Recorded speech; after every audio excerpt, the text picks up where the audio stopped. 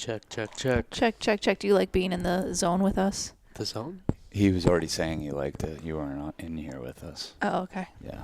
He said it's very crisp. Yeah, it's very crisp. It's like walking on dried leaves. That's probably why people love playing video games with other people. You're just like in a universe with each other. Are you a video game guy? Sound.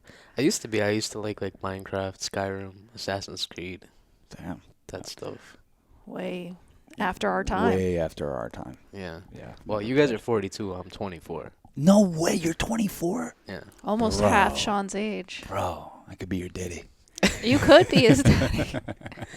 What is it, 18-year difference? Yeah. Yeah, my mom had me when she was at 19, so. Really? Oh, wow. So your mom's my age? Yeah.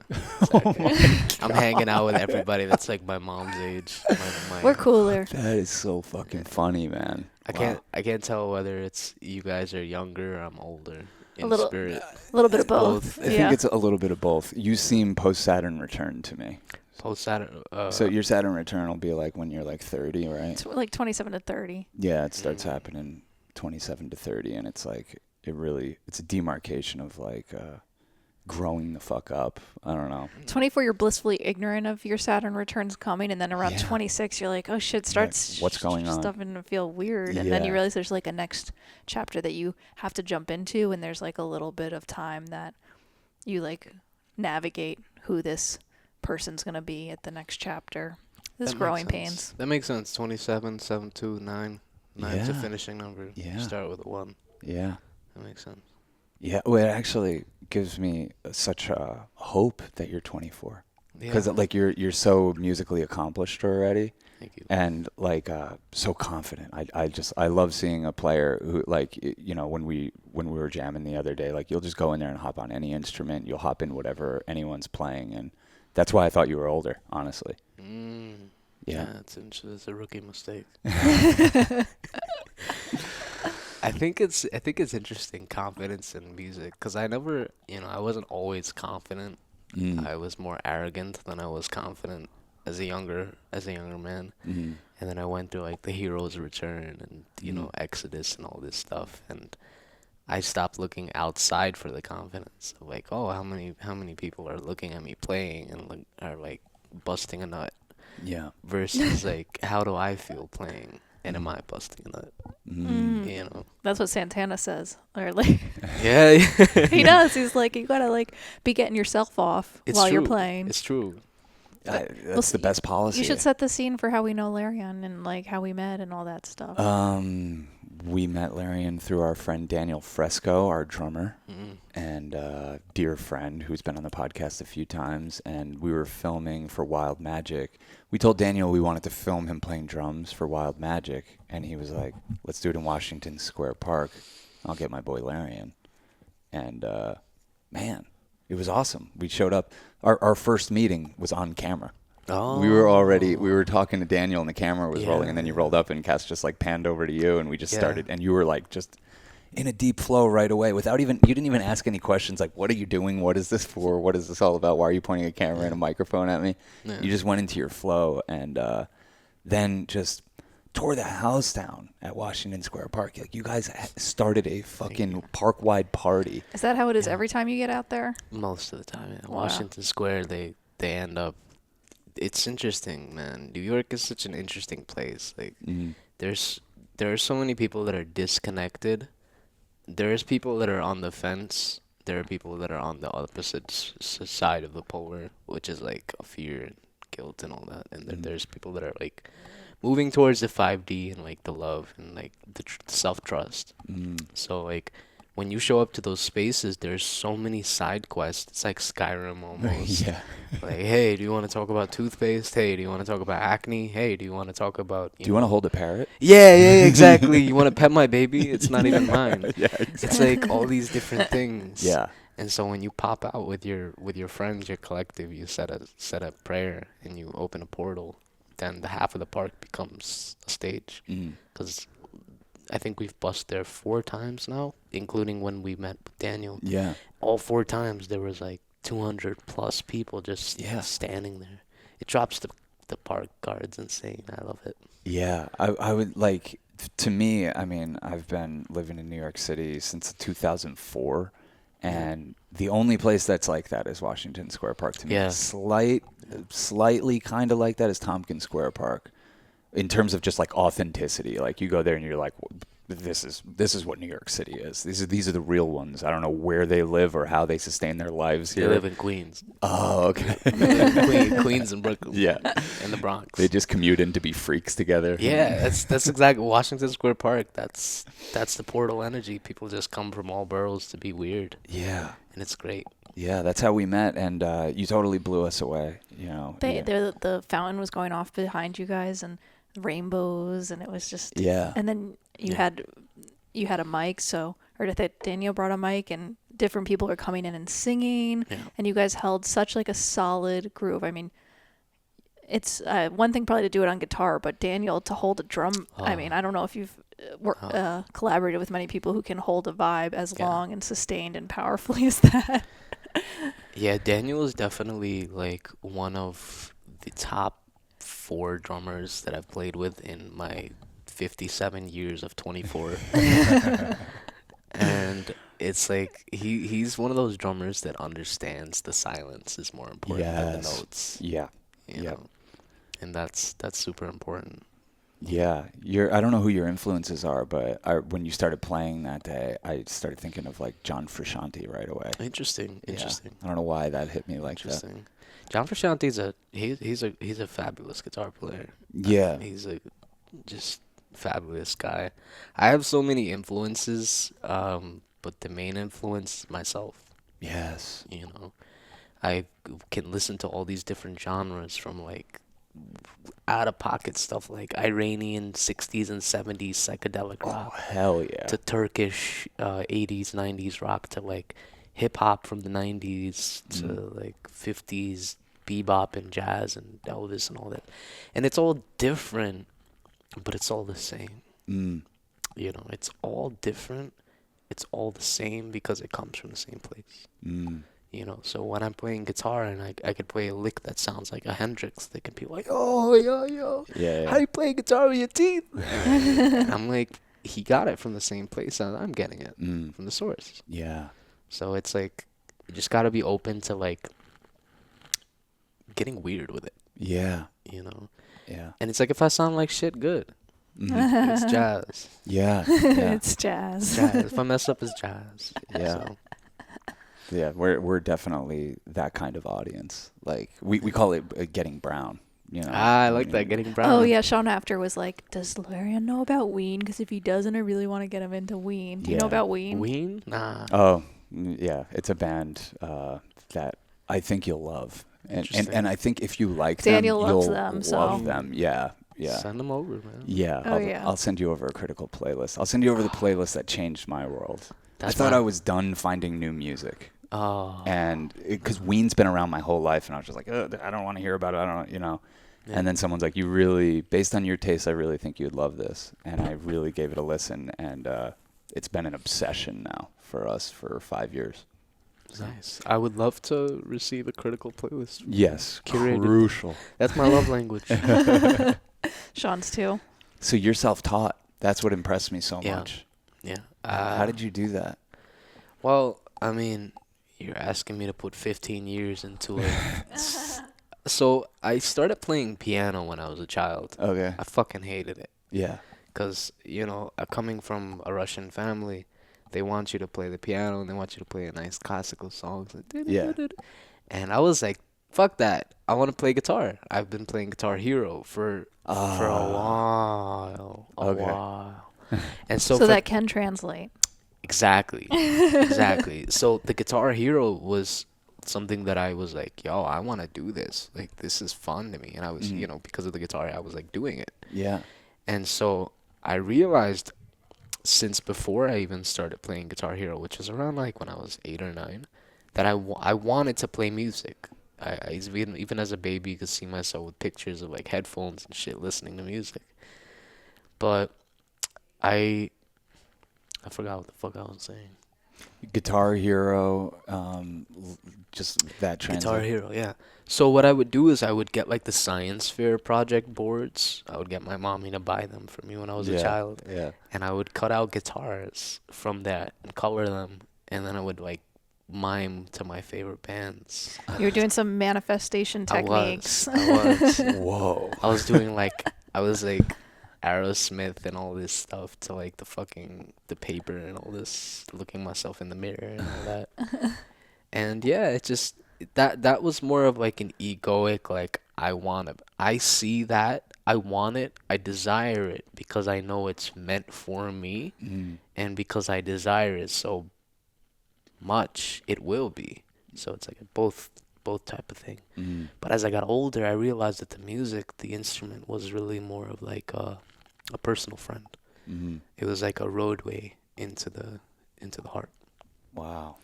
When do you think you got tapped in or tuned into like that it's not you that's producing it, that you're more tapping into something?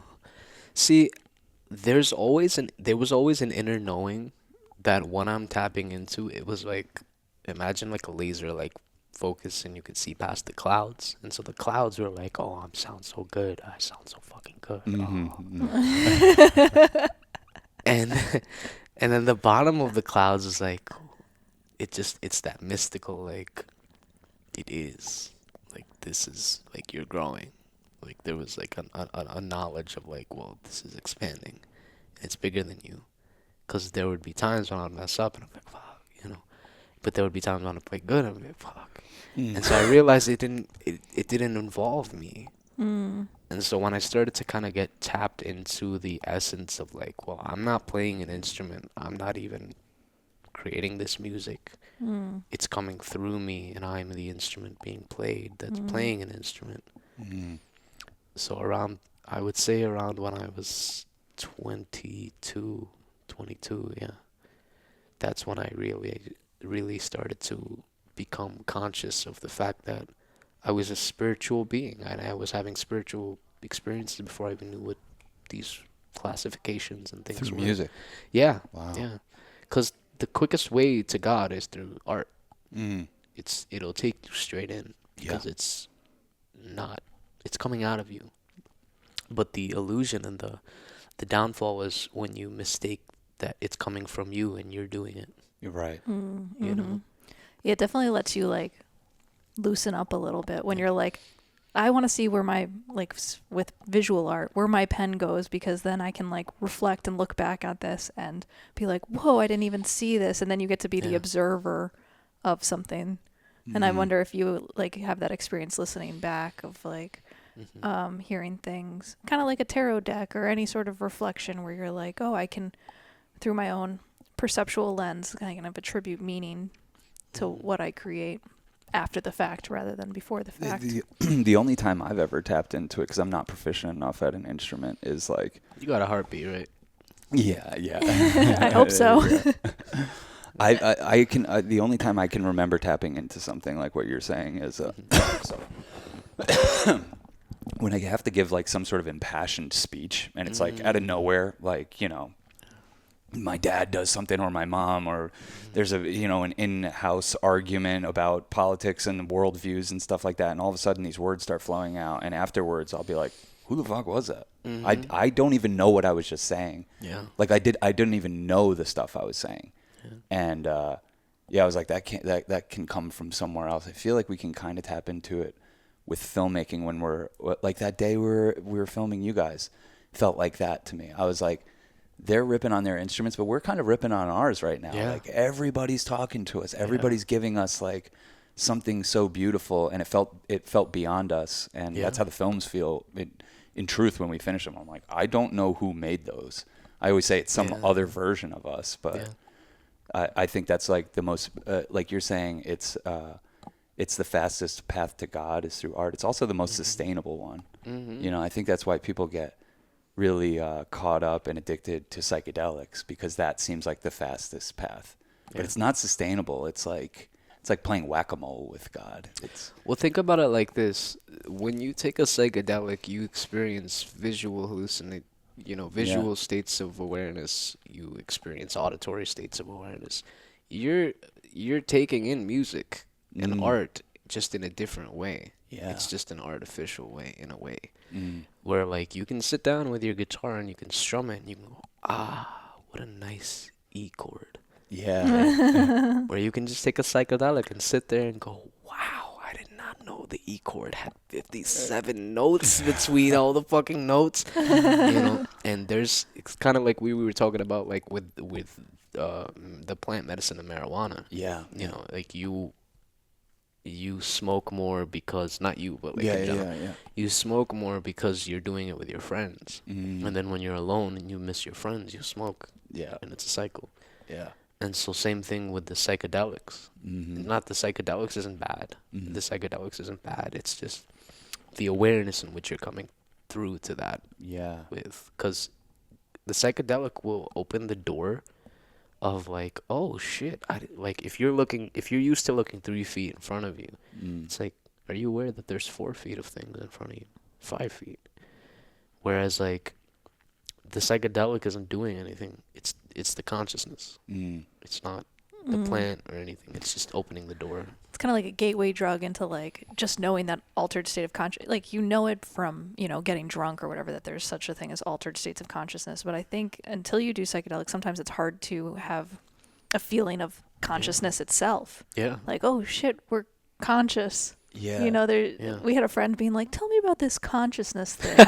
And we're like, Tell me about myself. Well, it makes me think, a phrase that pops into my head, and it's such a simple, silly one, is you don't know what you don't know. Yes. And I feel like psychedelic starts to reveal like, oh, whoa, there's a lot more territory than I previously had access to.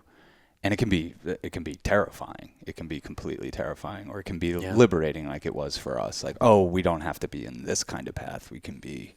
Yeah. It is definitely, psychedelics are definitely I don't know if it's the cheapest, but it's like the easiest. Because I think of like breath work. Breath work is work. Yeah. Like if you do breath work, it can take you to some insane states, but it's work to get there. Yeah. And but after we got into meditation shortly after taking psychedelics for the first time, because we just all of a sudden had a reverence for our consciousness of like, I didn't know what I didn't know, and then I knew, and like we took mushrooms for the first time, and I remember just being like, Cass, what was that, and like how do we do that? And so she just signed us up for TM, and we do that every day. It's like one of many things we do, but that's like the most consistent thing we've done for the past 10 years. Really just like, I'm just thinking away my life. Like, it's not like you don't think, but meditation at least gives you a break from it where you're like, oh, I can at least watch myself think, and not be so invested or serious about it. It's like a third-person view almost of it all. Mm-hmm. The body listens to the mind. The mind is stronger than the body. The consciousness is stronger than the mind. And then the overall consciousness is connected to the consciousness. So in our society, we're taught to just be in the physical beings. Oh, you're getting old, you're getting ugly, buy some makeup. You're getting old, buy some Viagra. You're ugly, buy some this and that. It's all physical. Yeah. And we're getting to this point in Earth's development and as conscious beings where we understand that there is more than what we see, than what matters. There's more than what matters, right? Than the matter. There's more than matter. Yeah. More matters than matter. Or something. We were up at Alex Gray's place, Chapel of Sacred Mirrors, Cosm, Nice. the other day, and it was our first time getting to see the Sacred Mirrors paintings in person, and they're life size. Like all the figures are my size, and they're all standing there. And at first, it shows like the Skeletor, the what is it called, your skeleton? The skeleton system, and then it's Skeletor. like Skeletor, yeah! I love Skeletor. He's one of the best. At first it shows your Skeletor being, and then it shows like, your veins and your nervous system and everything. But then it goes, and then it shows like you're the energy system that surrounds energy you. bodies. And you stand in front of this and like, you're like, damn, that's around me right now. Yeah. And we take it so for granted. Yeah. And ignore it, and we don't nurture that thing. And like a lot of people are really good at like taking care of this thing, but they don't mind that thing. Yeah. And that's what I think what you're saying about music and what I'm saying about filmmaking and flow states, I guess. They get you there. Well, for me, there's a challenge of taking care of my body because I'm not used to being in one. Yeah. You're just getting used to this thing. I'm getting used to it. And 24, you've barely been here. I haven't been here in thousands of years. Really? You took a break? Yeah. I came back because I chose to come back, not because I had to. Hell yeah. And so, there's a lot of like taking care of this, remembering that this is delivering me to places to be Larion in the body. But I noticed that when I take care of this, this is taken care of. Yeah. And the mind is silent. Mm-hmm. Because when you realize that the mind is stronger than the body, and the consciousness, the awareness is stronger than the mind, then you go to the boss. Yeah. And the rest get taken care of. Yeah. But then again, I also had a cold this last week. That's so. true. Yeah, but like, colds can be psychedelic, man. They are. They're very humbling. They're humbling. And they increase your any sort of thing that makes things difficult increases your compassion for other people who are suffering in a different way. So you're just like, it's like girls with their period every month. They're like, God, this is such a bitch, but it really it's grounding because it's like going through pain is that experience. In a way, I wish I had you. a monthly thing like that to remind me, because like I don't think about being sick, or I don't think about how great it is to not be sick until I'm sick. And I'm like, how do you know what I mean? Like, I'm sure you just went through this, like you're saying, I haven't been sick in like 7 months, and then all of a sudden you get sick and you're like humbled, and you're like, God damn, my regular state of being is fucking rad. And I just, I throw away days, and I think like shit half the fucking time, and Yeah, I mean, I think it's women, they are such powerful beings, and they go through the monthly cycle, and they're like the physical embodiment of like nature in a way. Like the luteal phase. Seasons. Yeah, all the seasons of their phases every 1 or 2 weeks, I believe it is. I don't have a uterus. You have like 4-week phases. There's different phases. Really? I'm not 4 gonna seasons. I wouldn't be able to give a good education on the It's like the female seasons. menses. The seasons, yeah. Wow. Damn. But it was fun to tap it when I finally tapped into it, where I was like, oh, the first week after my period is like I'm the most energetic, so it's like a great time to get all the stuff done. Yeah, exactly. Yeah. Like, don't waste this, and like get my ass moving. Like think about when that comes. That burst of energy comes right on the other side of when you were debilitated. So when you're debilitated is a good time to like be like, I'm thankful. Here's what I want to do when I do have the energy again. Mm-hmm. Yeah. Wow. Yeah, that's magical. But even you, my brother, and we have women, the feminine consciousness and feminine in us. Yeah. So we go through our own phase in a way where we'll have periods of lower testosterone. Really? Yeah. Wow. During the months. It's not as intense. I think we are on the same cycle. You might be. I do think we're on the same cycle, because like she'll start getting PMSy, and I'll feel like, I'm not really in the best place either. I don't have an excuse, but maybe I do. I'm your closest reflection, and I'm kind of being a bitch, Come on. No, it's true. Doing your best. No. Cass couldn't. When she says she's a bitch, it's like it's a terrible word for her to use about herself, because she doesn't have access to like what a real bitch is. We've dealt with real bitches. You're I have access to it. Yeah, but I don't know. You're just not like that. Mine more is like I'm at the disregard or pain something. in the ass, like not present more. Yeah, it's whatever. not like a bitch at all, because you're too mindful. You're way too aware to like go that far. Yeah. I don't know you when you're on your period, but I think bitches are inconveniences, and I don't think you're an inconvenience. Yeah. Totally. It's a great way to put it. Yeah. Man, that's funny. Art is so you at a 24 you've decided, like, you've devoted yourself. You're like, art is my path, my passion, my Yeah. Oh, I've realized, because there have been many, there are many paths that lead to the same top of the mountain, the summit. And so when I would take another path, whether it be like real estate or business or hypnosis or psychology or metaphysics or writing or anything, literally, I realized that when I would go down those paths, and even though I would be good at them and guided, of course, down those paths, the musical aspect, the creative aspect would always appear. In whether it be problem solving or how I speak to people or how I relate to people, You know, like I'll visit like an open house and be like, damn, this would be a good spot for a DIY. You know, it's like it's ingrained in my Yeah. synapses at this point. But even so, it's in my charts. All my charts say that I am supposed to do music, art, and teach metaphysics. Oh, So wow. that's what I do. Damn. Wow. And there's a way to like combine those. They're all combined. They're Yeah. all created by the one. Hmm. Yeah, I was telling someone the other day, our friends Kellyanne and Michael. You know, like I only have a few years on them, but I'm like, what I can deduce, and I think this goes back to the conversation about arrogance versus confidence, because I think they can appear Yeah. the same way. But like, the art is like, I don't know, it's hard to say. Like, I am the art, and the things I make are the artistic expression. But like, it's almost like switching something. It works better for me in my path is thinking like, I am the art, and then, you know, if it, and being art is about seeing the world in a certain way. And of course there's going to be expressions of that. And those are the films, you know, those are the podcasts, the films, you know, our merch, our, you know, our, the Nice. Church of Chill, all this type of Right. stuff. But yeah, like it didn't start off like that for me at all. You know, like, and you wouldn't know it by like looking at the projects, but I definitely, when I was younger and I was making these things, I was definitely more filled with arrogance, which is like a hollow form of confidence. Yeah.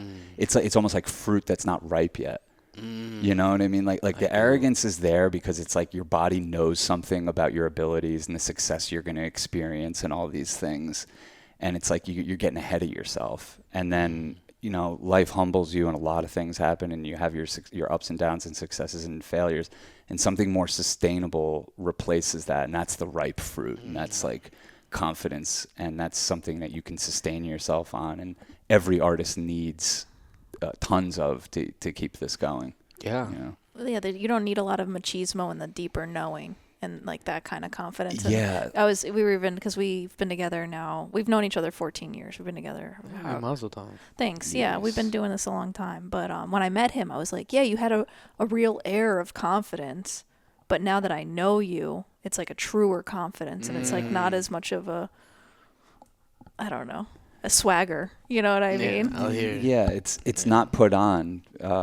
It's more real and deeper because, like, I don't know, at the time you met me, I had probably had a couple little successes, and that's what it was based on. It wasn't based on me knowing who the fuck I am and what I want to do and the message I have for the world. It was based on these couple successes I had. And the it's like, accolades. the accolades. And I got off on that stuff at first.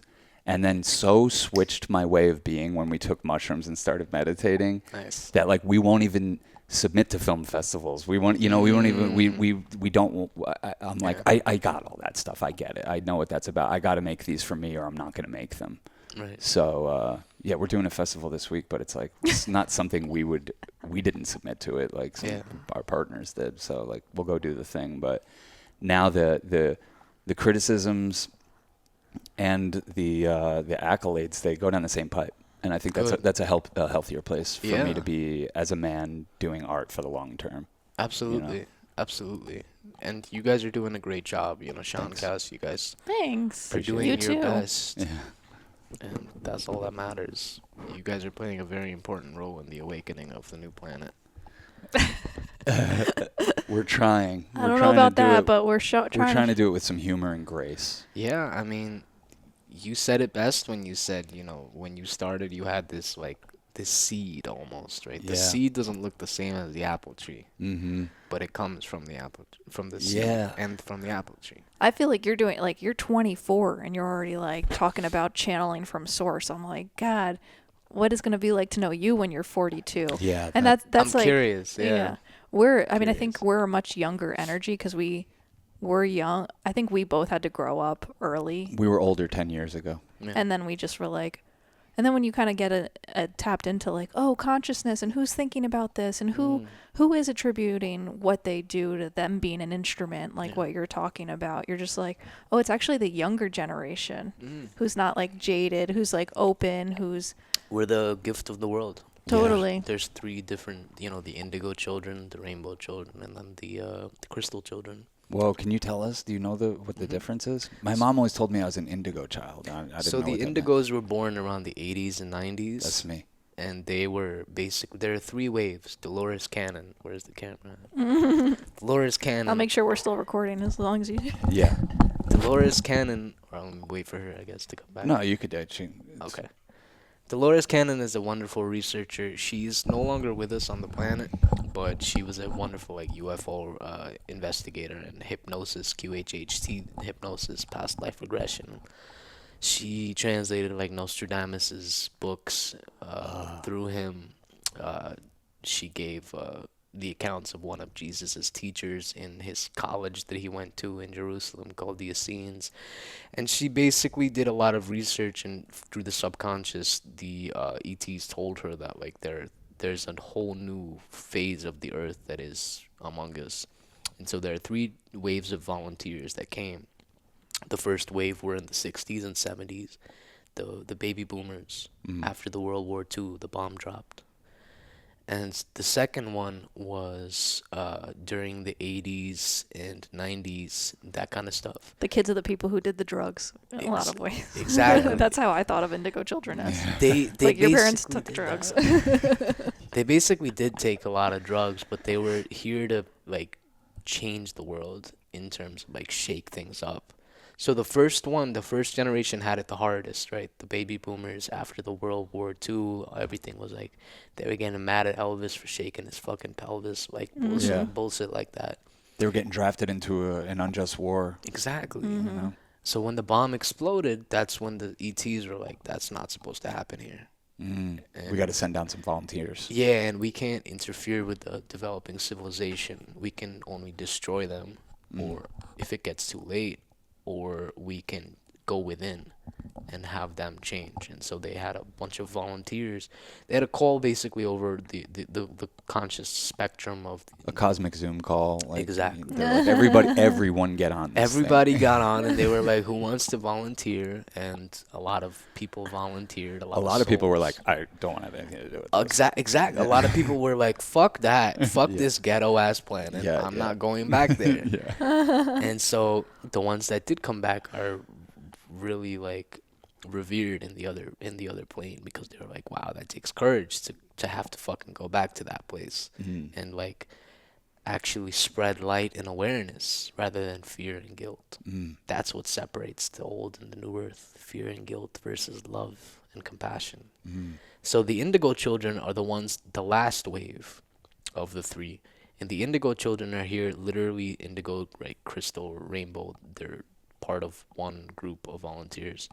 They're supposed to change up the social setting and the global setting in terms of like, well, we're not gonna do this anymore. We're not gonna work 7 days a week anymore. We're not gonna come to work, and we're not gonna do this and that. We're gonna take care of ourselves. We're gonna meditate. We're gonna build Airbnbs and we're gonna do drugs and have fun. Yeah. You know, like taking people out of the density that has been here for a long time on this planet because of the enslavement of the race of people through the reptilian. Yeah. And then the Beatles come along. Then the Beatles come along. You know, and they start saving us. Yeah. They start saying, like, there's a different way. There's a different vibration, and here's what it sounds like. And fucking humanity's probably never been turned on in that way before. No. That many people all turned on at the same time because of a song. Yeah. Crazy, because of a shitty black and white fucking Ed Sullivan show that got blasted out to everybody, like changed human consciousness and gave us people like Jerry Garcia and Santana. Like all these people were able to say, I'm one of them. I want to do that. And like it almost like it awoke in the volunteers that were here already. Exactly. You know? I mean that's what Ram Dass used to say about George Harrison and Jerry Garcia, that they're bodhisattvas, that they came here for one more pass for us. Yeah. You know? Yeah. And it's super commendable for sure. It's hard work. It's definitely hard work. It's definitely hard work, but it's when you come into this body not because you have to, out of reincarnation, you kind of know the price of what you're paying to come back in. And it's like when Christ was crucified, before he came in, the only reason why Christ was the most powerful being in that era was because he didn't forget when he was born. Yeah. Yeah. And so when you come into that form and you're like, this is gonna be terrible. These people are gonna be fucking ghetto. They're not gonna like me. They're gonna probably gonna be very fearful and hateful and very, all these things. But I love them and I'm willing to sacrifice those aspects to see the whole come up. Because you see that they're a part of you and you're a part of them. Like, Yeah. even now we're related. Moses, Yeah. we're related to Moses because we came from him, Mm. and it's so fascinating when you like take that approach to like what you were saying of like, like there's different ways of looking at something to make it flow a little better for yourself. Mm. And so like if you see that you're all coming from the same source, you can allow yourself to do anything you want. Yeah. Like I can play like Hendrix, I can play like Jerry Garcia, I can play like Lennon or Harrison. Yeah. Yeah, it can kind of be an antidote to the limiting beliefs. Yeah. And I love the way you even frame that by saying allow yourself.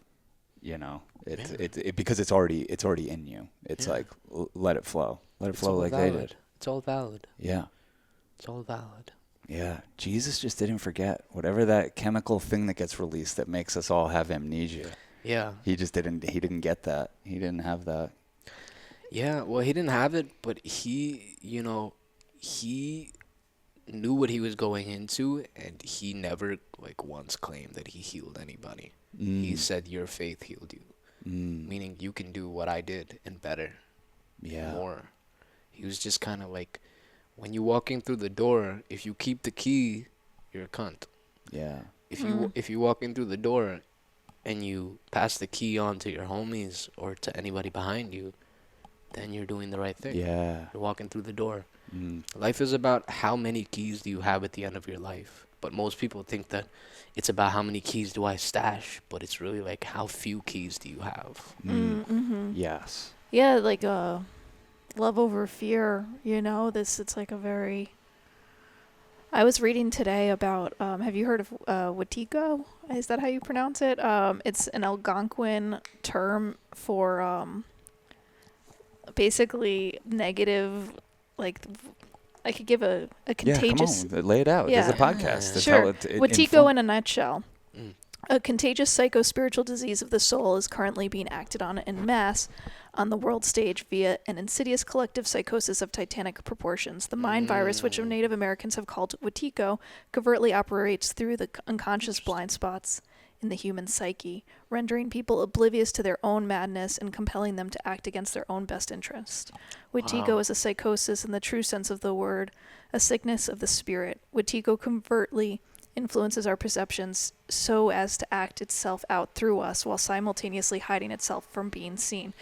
Wow. And then it goes on to talk about how, like, Wetiko's not outside of you, because it's not like, oh, those people have it Wetiko. You know what I mean? It's like it's in us. Yeah. And it gets activated, our sickness of spirit. That exactly what you're talking about, is to like have the key and not keep the door open for someone behind you, or to not feel the abundance of that there is enough, or to feel like, oh, my race is superior, therefore this race needs to be ethnically cleansed. There's nothing superior about ethnic cleansing.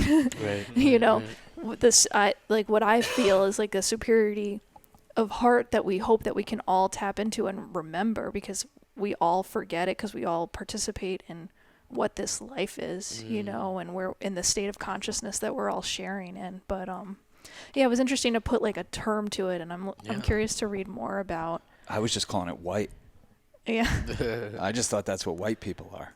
It's an interracial thing. It is. All it is. races I have think the last few generations of white Europeans have been had a proclivity towards this disease, or whatever it is, whatever you want to call it.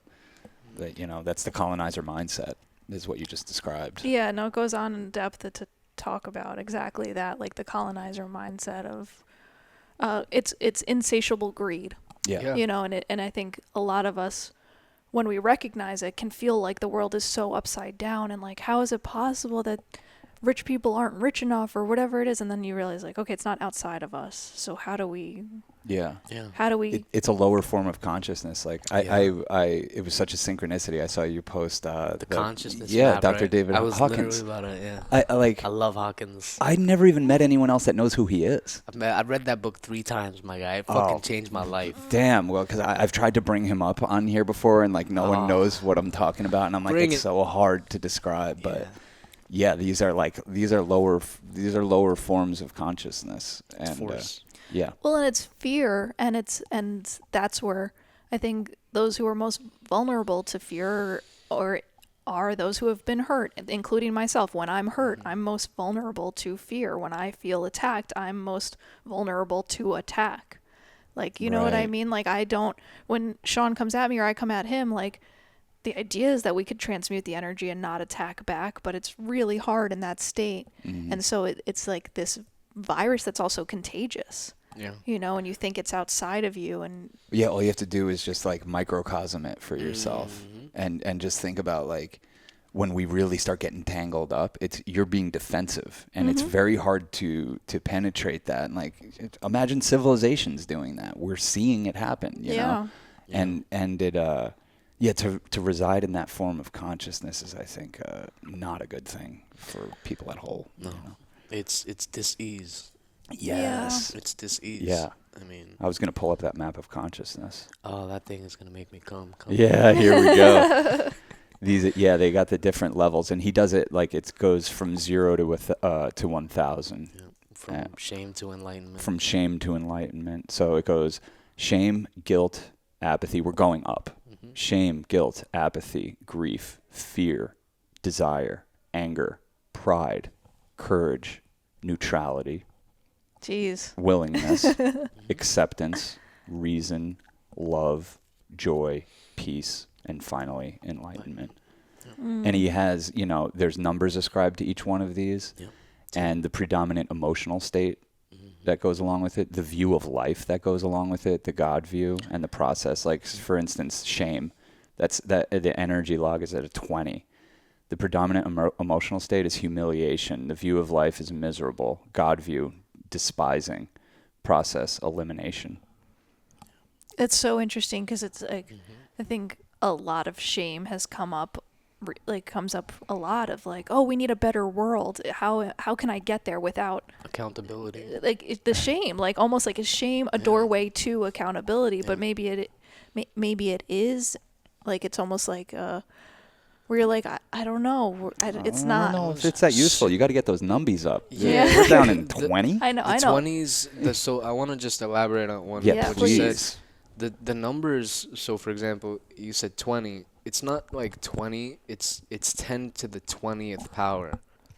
Which is the vibration, the electronic movement of that emotion. So every emotion that is under 10 to the 200th, your muscles will go weak because they're just false. They're anti-life. They're not pro-life. So when you say something that's 200 up, or you act, or you have an intention, your muscle will automatically go strong. And so I use that kinesthesiology. Exact. Yeah. Come give me a fucking. Come on. We've been through it. We've done man. We've done a lot of kinesthesiology. It's when I read that book, man, it changed my life because I was like, holy shit, I've been gaslit. Yep. Yeah. I mean, even look at what I just said. It's so like it kind of, this is all connecting because the Wetiko is my desire to feel shame. Like, it's so seductive that even when you put shame at the bottom, you're telling me consciously shame is at the bottom energetically, and I'm like, but maybe it's you can only go up from there. Yeah, that's the love and light syndrome. Yes. Yeah, totally. No, it becomes very insidious that you can get seduced into not feeling worthy. Yeah, and then Yeah, so tell us more. Because everything under 200, so pride to shame, is the ego. And the ego it Yeah. grows. And so when you're in those levels of like shame feeds the ego. It gets a little fatter, a little stronger. It's like bed Because it's like bugs. I feel bad. I'm Yeah, bad. I. I am a bad I'm a person. bad Yeah. You're a person. bad person. And there's like You a, should feel bad because you're a bad person. yeah. You know?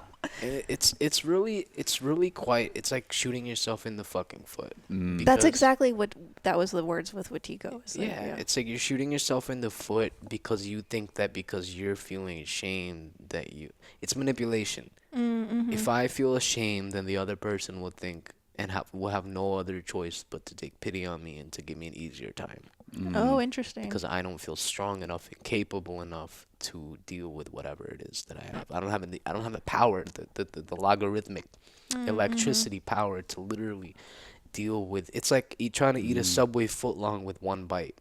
It's hard to do. It's difficult, Yeah. but one bite at a time, and you'll get there. Mm-hmm. And so that's where shame, guilt, and you gotta. It doesn't. You don't just go. And when you get to here, you're stuck there, or Yeah. you stuck. It goes both ways. It can go that way within a minute. It does. It does. You're like, oh, I feel all these things. It does. I So use that quickly. when I busk. Whenever I'm speaking to people that have authority in the state's eyes, and they're like, "You can't play here." Instead of getting mad and frustrated because it's like, "Who are you to tell me what I Like when can you're and accused can't of do?" thievery. Yeah. Yeah, I'm like, I got a birth certificate, right, bitch? Yeah, come on. And so what I do is I'll greet them from because I understand. I'm like, okay, you guys are in the fucking force. They're down here in like the red zone. Yeah, you're in the red zone. You hate your job. You probably They're are in the here green. every They're in the day. orange zone of anger. That's exactly where they are. Yeah, They're at anger, 150. pride, and anger. But when I come to them with like acceptance and willingness and neutrality, which is higher than them, the power in a battle of power versus force, coercion versus love, love will always win. And so I pull them up. What does that look like, though? What do you mean? I mean, you're giving me a great example because you're talking about dealing with a cop. I can't do it. Like, I wouldn't know how to do what you're doing. I wouldn't know what it would look like if it was successful. You see them as a person. Yeah. You don't okay. see them as a cop. You don't see them on a platform. You don't see yourself on a platform. You see them as a person. You see them as wearing a uniform. They have a wife. They maybe have a husband, whatever. They have kids. They have bills. They can be they have reasoned bills. with, too. Yeah. Yeah. And they all love music. Mm-hmm. We all love music. Music will tame the beast. Yes. And so I learned this in high school because I was never in class. So I would have the same situations like, hey, you can't sit out here and play guitar. You gotta go to class. I'm like, baby, what's your favorite song? Like, what's your favorite song? I'll play it for you. I'll play it for you. What's your favorite genre? And that taught me of like, well, wow, these people can be reasoned with, and two, I have the authority and the power Yeah. to speak Whoever's to them. calmer has the authority. Exactly. That's Yeah. what you got to realize. Is Exactly. anyone who can like regulate their own nervous system is the one who's in power. Yeah, I think. it's You true. know. Yeah. It's true. So because you were saying anything below 200, pride and below, that's the survival paradigm. Survival. Yeah, And then between courage and reason, 200 to 400 is reason and integrity. that's the mind. Mm-hmm. Anything above that is the soul. Okay. Spiritual paradigm. Yeah. So if we're either of us getting down low, we just say, come up to the spiritual paradigm. Yeah. Yeah. So it's interesting. I don't know if that would work. I think it would just bring you down there too. Yes. Those kind of tactics. Yeah, I know. Come That on. doesn't work I think at all. you should just sit and just hold hands and breathe. Yeah. Yeah. That's how you open the gates. Do you have any thoughts about the order of it going? Love, joy, peace, enlightenment. Like joy being above love. No, because love is everything. Love is everything, and then joy is the celebration of love, almost. Joy is the feeling of love and the acknowledgement that love is around you and that you are love. I think because I've never been past, I don't think, the level of like 400, 450 sober, at least. And Yeah. there's just a difference it feels, I'll tell you how it feels. It feels like you're lighter as a feather. And it feels like everybody knows you. Yeah. And it feels like everything is possible and that everyone is willing and wants to help you. even the ones that are on the lower ones. And it's interesting that when you get up to a certain level, right, you can't see past 3 feet if you don't have glasses that are, oh, no, my glasses. Yeah. You know what I'm saying? So you can see everybody below you, but not on top.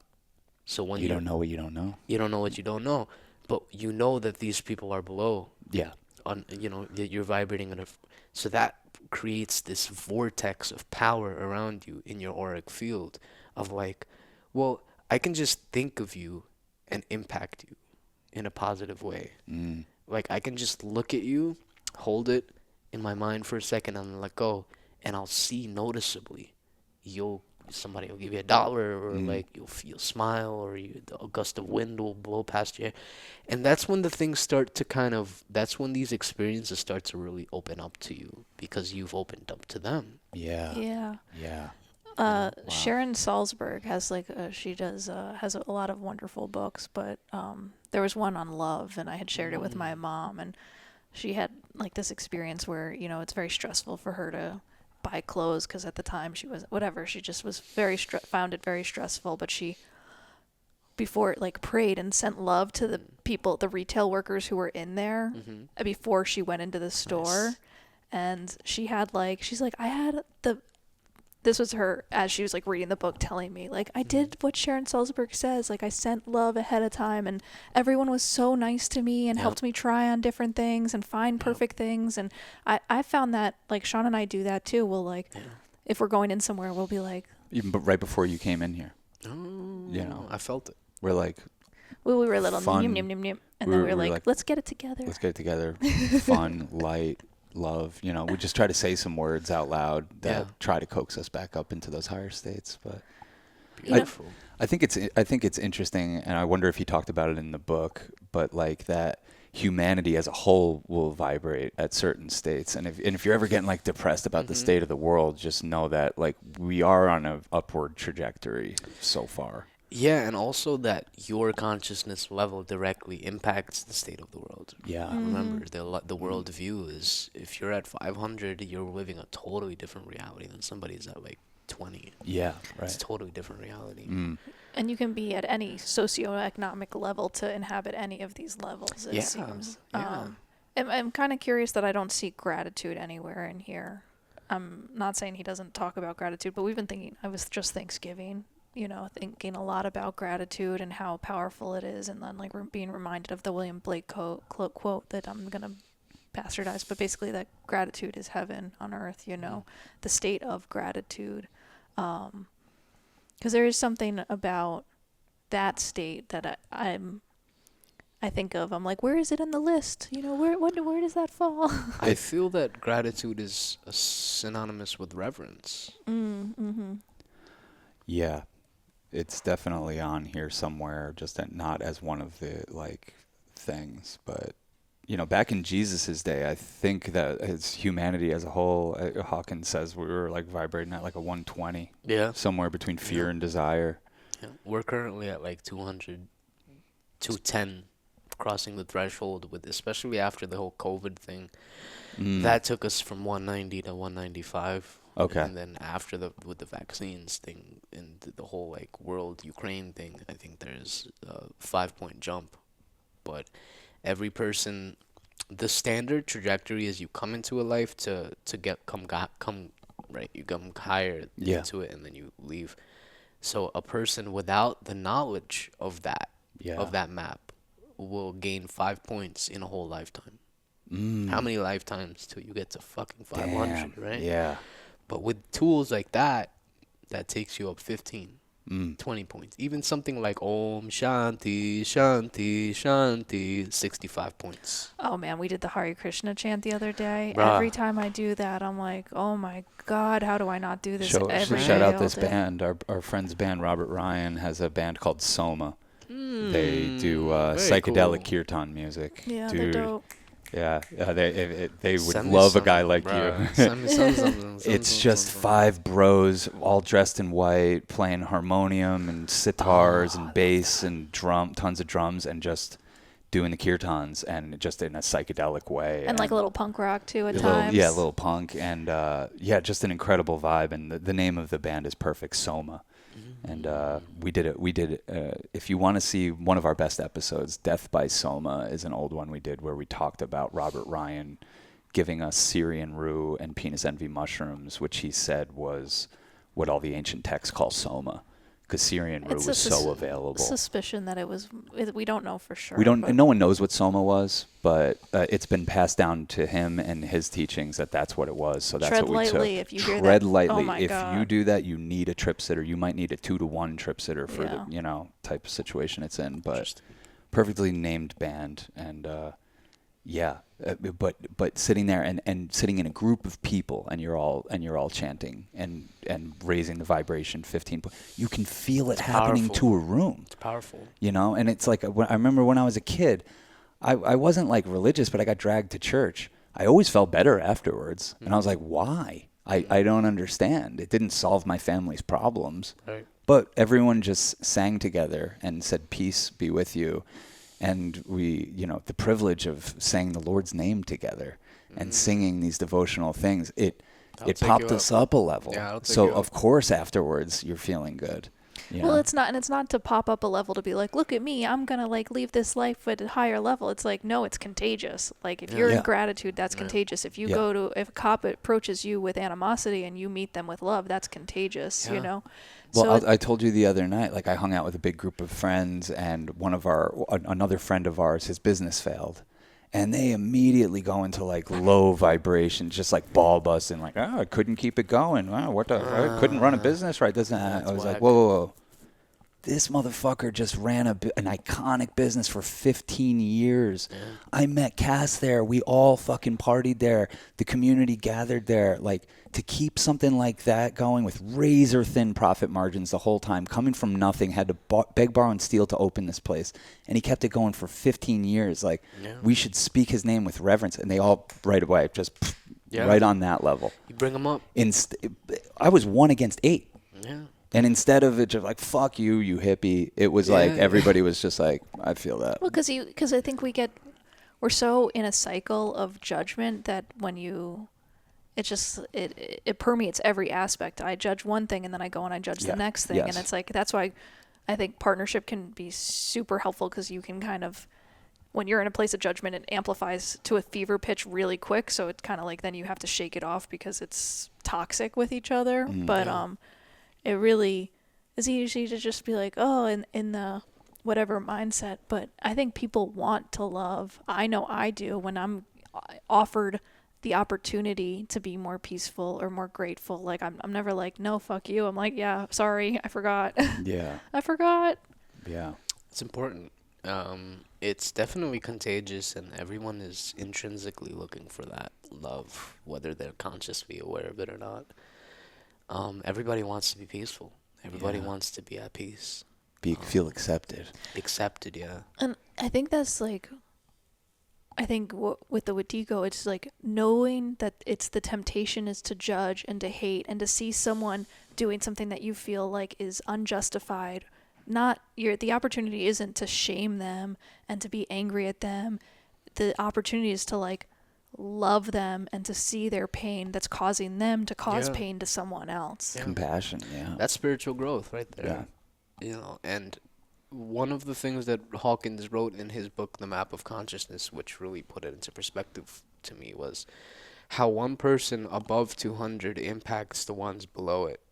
So one person that's at like the vibration of 400, for example, I think that's reason and joy, is equivalent to 70,000 people just on an energetic scale. One person versus 70,000 people that are below 200. We'll talk about why the Beatles affected so many people. Right. Because it wasn't just like they were able to break into like, it started off as like just like love songs towards each other, and that was awakening, but like then it kind of expanded even bigger than that.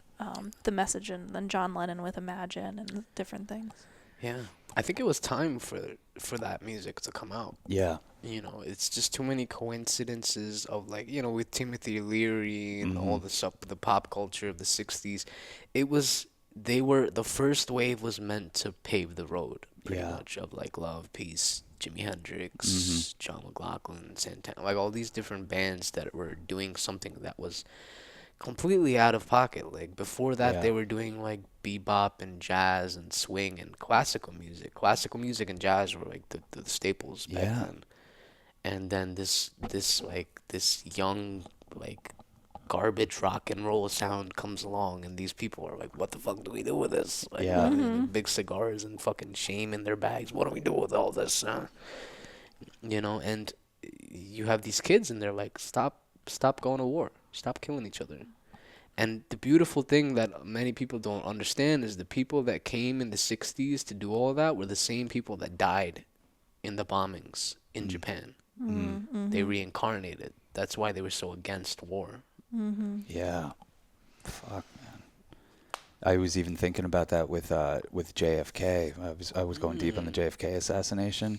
Like we'll never get another Beatles and we'll never get another JFK because the powers that be figured out like, oh whoa, we can't let Look what something they did to that them. authentic out there. Look what they did to You know, JFK. JFK had been tortured and captured in World War II. He was against war because he had fucking been through it himself. Yeah. And he was so staunchly against it that he was like, we're pulling out of Vietnam. We're not starting anything new.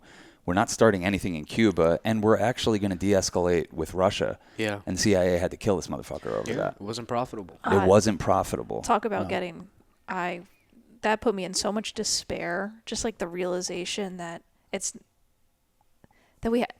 I don't know, that we can't, that there's no leader to save us because it's not going to happen that. Because you see what happens. See, he's the last person that actually authentically, he wasn't a reptilian.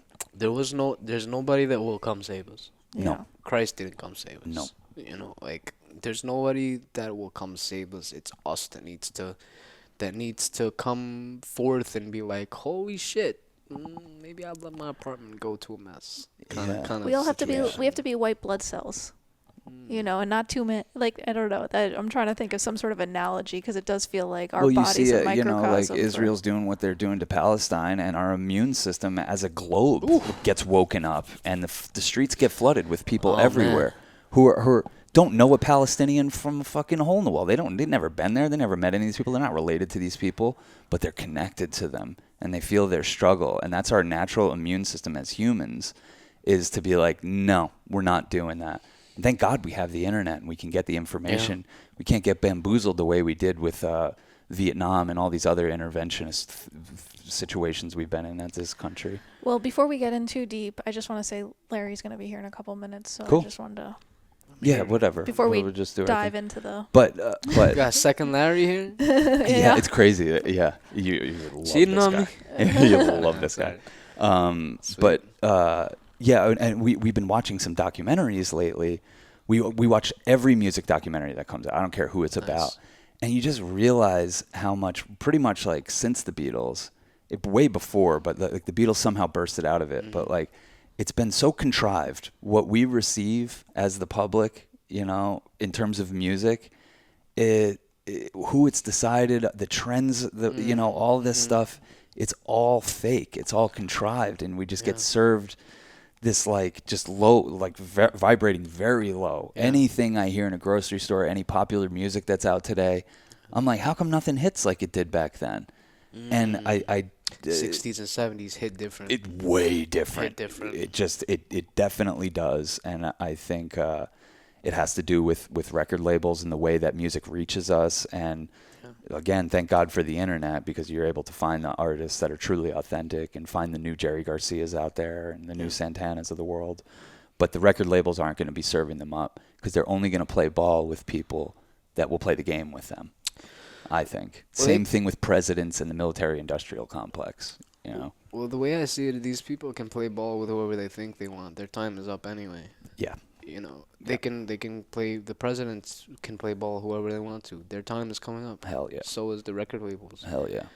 I think dinosaurs will slowly die. Exactly, or fossilize to be dug up later. Yes. It's like Frank Zappa said it best in the 80s when he was like, well, in the 60s you had a bunch of guys with fat cigars sitting around the room looking at the music going, well, I don't know. well, let's put it out. Let's see. Yes, yeah. And then nowadays we have all these hip, trendy people that are like curators and like, oh no, they won't like this, they won't like this, and Yeah, it's Well, a it's fucking mess. algorithmic. It's an algorithm, yeah, exactly. And the algorithm, it can be changed by consciousness too. yeah, So, it's all just a really beautiful like revelation, I should say, of where we're going with all of this. Because like even with NFTs and like crypto and all these different avenues, there are other ways of doing what you love yeah. and being profitable in it. Mm-hmm. Either you know it works or it doesn't work. Either you trust spirit and the divine order of all these things, or you don't. Mm. You know, and That's foundational to an artist in this economy. yeah, That's the only thing that's going to keep you going, because you're going to ride ups and downs, and some of it can crush most people. But if you have a sense of that, yeah. you'll be fine. Just gotta enjoy what you do, you know. You Mm-hmm. just gotta love what you do, and you don't wanna be. I don't wanna be the most talented guitar player in the room. I wanna be the most refined. Yeah, Mm. Because yeah, talent is about being the best at something out of all these other people that do the same thing. Refinement is about, okay, maybe I gave an extra inch this time. Next yeah. time we'll give half an inch, or You're competing with your last ghost trial, or what do you call it, Sean, when you're like trying to beat your I own? always think of that. Yeah, when time trials in Mario Kart, they'll put a Yeah. little ghost of your last one, and you're trying to like just get around that. it's that was Yeah. before my time. But Yeah. You know what I heard the other day? I can't remember who was saying it, a famous musician. It might have been Stephen Stills or something. Mhm. And he was saying that other people can attest to this, his friends, that you've never really heard Jimi Hendrix play the way he could play. He Yeah. would I believe that. channel God Yeah. in a chill sesh. Yeah. And everyone would just be in awe, and it never fully translated to records or live performances. So like just and he's like, other people can attest to this. It just Yeah. there was something different about this guy, and It's almost like everybody live, though. I've had that experience where I'm like, fuck, Yes. I loved that. Why can't I bottle that? Like, bottle Yeah. up the live experience because Yeah. I'm so in awe. It's a portal. Yeah. Portals, the day that we shot with Daniel Fresco at Yeah. Washington, that portal was open for 3 days afterwards. I Oh my bust there God. the next day. It was Hell still yeah. open. Mm. And so it's like that physical, like all the kinetic, like the atoms and shit coming off of him as he's playing, and Yeah. him tune. It's the vortex, the what is it called? The Merkaba? No, not the Merkaba. It's like a toroidal sphere that's coming out of him and his instrument. Yeah. And you're being in that space, you're feeling it too. Yeah. Well, that's what you guys did to that park that day, and it allowed us to do our thing. The second you guys even started fiddling around and it was going to be clear, like, these people are going to take over the vibe, everyone changed and was open to talking to us. So we were just going up to every motherfucker around there, and it was just like, it was like panning for gold. It was a good day. It was a really good day. Do you put your music out on Spotify or anything? Or? I have music on Spotify. I have a lot of my music on SoundCloud. I have Cool. my official song "Bird in the Wind" Oh, on all platforms. That one's about reincarnation and channeling like a Western rock, folk, neo folk vibe, whatever the fuck genre you want to put on cool. it. Cool. But yeah, it's on all platforms. It's called "Bird in the Wind." I'm writing more music now, and yeah, What does Under- bird in the wind mean? I gotta pee. Hold on. Or birds in the wind? Yeah, "Bird in the Wind." So, "Bird in the Wind" is a song I put like 12 months of like time and production into it. It was produced by my friend Y of Why Not Show Love, talented musician as well, an artist. But yeah, it was my first professional release in which I like wrote everything out, got the investors to pay for it, had a plan, wrote everything out. And so it was like, it took 12 months of persistent work, and I'm very proud of the way it came out because a lot of that was based on faith. So I wrote out like this $2,000, $3,000 budget for this whole thing: musicians, space, art, all these things. And I realized, I was like, well, I wonder if I can have other people invest into my art rather than me putting down $2,000 for it. And slowly but surely, it started to come in the 2000, and after the 12 months, it reached it. And I was like, wow, I can believe in myself Mm. now, Yeah. and affirm that people believe in. You know, it was just like a milestone of like thought. Mm-hmm. Mm, Wow. yeah, Bird in the Wind is it's based about around reincarnation and the fact that like we have been on this earth multiple times. Did you come to reincarnation? What religion did you grow up on? So I was growing around Christian and Judaism. So I'm both. I'm Oh, right, okay, cool. circumcised and baptized. I'm circumcised and It sounds like uncircumcised. a song too. Right, right. I'm circumcised and uncircumcised. I'm on the fence. They did a Uh, halves.